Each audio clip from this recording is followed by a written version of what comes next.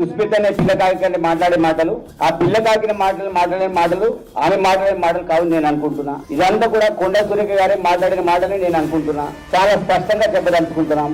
ఎందుకంటే ఇది మొదటిసారి మాట్లాడిన మాటలు కాదు.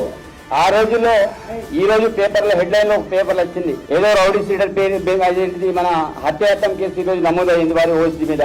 ఆ రోజుల్లో పోలీసులు అరెస్ట్ చేసే క్రమంలో ఆ రోజు ముఖ్యమంత్రి గారి మీద అనేక రకాల ఆరోపణలు చేసినారు. ఇది రెండవసారి, దానికంటే ముందు సినిమా హీరోయిన్ల మీద ఆరోపణలు జరిగినాయి. ఇది మూడోసారి. ఇది ప్రత్యేకించి సీఎం గారిని టార్గెట్ చేసుకుని, అదేవిధంగా కనీసం వయసుకు కూడా గౌరవించి కూడా మా ప్రకాష్ రెడ్డి ఎమ్మెల్యే గారి మీద ఇష్టారీతిన మాట్లాడి, అదే కాకుండా దమ్ముంటే రావాలి, ప్రచారం చేయాలి, ఎవరు గెలుస్తారో గెలుస్తారు చూద్దామనే సవాల్ విసిరే సంస్కృతి. సరే, ఇక్కడ కొండేశ్వరి గారు దాటే విషయ కార్యక్రమాన్ని చేస్తున్నారు. మరి మీ అమ్మాయి ఎంత చేస్తున్నప్పటికీ కూడా మీరు ఇంతకుముందు మా విప్ గారు కావచ్చు, మా పాలన గారు కావచ్చు, మిగతా వారు మాట్లాడవచ్చు, ఎందుకు ఆ విషయాన్ని మీరు ఖండించలేకపోతున్నారు? చాలా స్పష్టంగా చెప్పదలుచుకున్నాం. అందుకు ఇక్కడ కాంగ్రెస్ పార్టీ విషయంలో మీరు పచ్చ కాంగ్రెస్, అదేవిధంగా కచ్చ కాంగ్రెస్, ఇక్కడ పచ్చ కాంగ్రెస్ ఏంటిది, కచ్చ కాంగ్రెస్ ఏంటిది అందరికి తెలిసిన విషయం. పార్టీలు ఎవరు ఎంతమంది మారిండ్రు. ఈ రోజు రాజగోపాల్ రెడ్డి మాట్లాడే మాటల విషయంలో కూడా చాలా స్పష్టంగా చెప్పి నేను చెప్తున్నా. ఇప్పుడు ఈ రోజు వాళ్ళ పేరు బుడ్డు లేదు, డైరెక్ట్ నేను ముడుతున్నా. ఈ రోజు రాజగోపాల్ రెడ్డి గారు చేసే వ్యవహారం కూడా మంచిది కాదు. చిన్నారెడ్డి గారు ఈ రోజు ఈ రాష్ట్రంలో ఒక క్రమశిక్షణ కమిటీ చైర్మన్ గా వ్యవహరించారు. వారు మాట్లాడే మాటలు కూడా కరెక్ట్ కాదు. ఈ రోజు ఇట్లాంటి సీనియర్ నాయకులు ఇలా